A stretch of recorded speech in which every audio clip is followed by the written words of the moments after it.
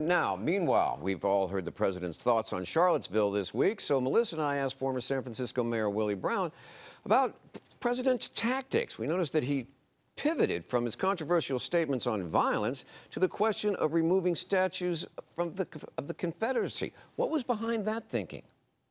Whenever you're in trouble as a politician, you need to switch the dialogue. You cannot dwell in the dialogue that cost you numbers.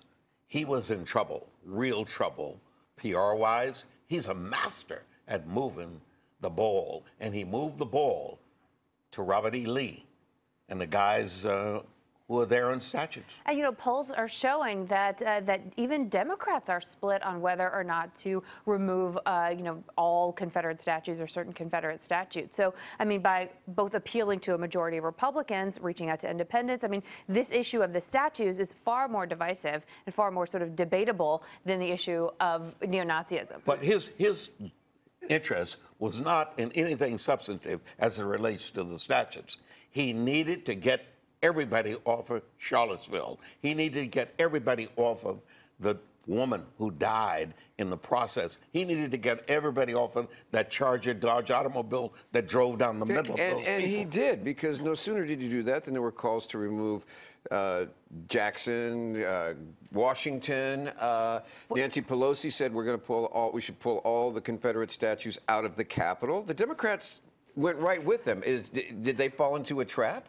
They walked right into it. It's amazing how simple it has become to divert politicians from a core issue, one that has something to do with the moral nature of this country, into something as insignificant, as unharmful as all those statues have been all these years. Debate about free speech and hate speech. Where is the line these days is one of the reasons why Melissa and I asked former San Francisco Mayor Willie Brown, when is speech protected and not protected by the First Amendment? It's really murky at the moment, because the hate speeches, people who are making those comments have someone they love and who loves them, the president. So they have an umbrella now, Phil, where they can disguise themselves under that umbrella and create a reaction. And that reaction is being assigned to traditional protesters, people who make their lives protesting in San Francisco are suddenly being dubbed as the bad guys, because they'll show up to shut up these newcomers, these racists, these Nazis, these neo-Nazis, the whole crowd. 10 of them show up and 100 of us, and we are blamed for the end result. It just does not. Well, sometimes the anti-gums come in swinging as well. We've watched that. And look, Antifa will tell you they don't believe in free speech the way it's sort of legally defined right now. They want to be able to determine what speech is allowed and what isn't. Right now, legally, hate speech is free speech. It is protected speech with certain exceptions. You can't advocate for the violent overthrow of the U.S. government. You can't advocate for violence, etc. And so unless something falls within those very narrow definitions, even hate speech is protected currently. Well, and groups like Antifa say that they disagree. They want to be the judge and jury of what's acceptable and what's not. And I think that scares a lot of people, too. In your days in law school, when they discussed free speech, they said you cannot yell fire in a theater that's totally dark, because you create chaos. You end up destroying people.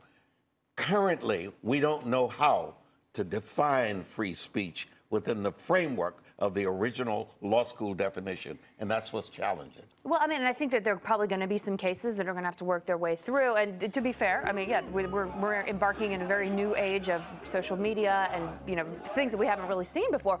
But as it stands right now, hate speech is free speech, as much as people do not like it. And the fact that somebody's going to show up and be really angry with you, that's a heckler's veto. That, you know, my free speech shouldn't depend on what, you know, what somebody else does in response to my free speech. But there should be no reluctance whatsoever to prosecute anybody you see swinging a club or carrying out, no matter who's speaking, whether it's speech that you love or speech you don't like so much. If somebody swings a club, that individual ought to be instantly and unceremoniously removed.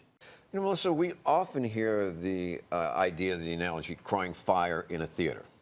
Yeah. Does that apply? Actually, not really. I mean, the Supreme Court overturned that rule in a case that basically says that unless you're calling for an imminent lawless action, then the speech is probably protected. So the notion that the equivalent of saying mean things equals yelling fire in a theater isn't really necessarily legal. Honestly, I don't know where our civics classes have failed us, and that people now think that hate speech is not protected speech.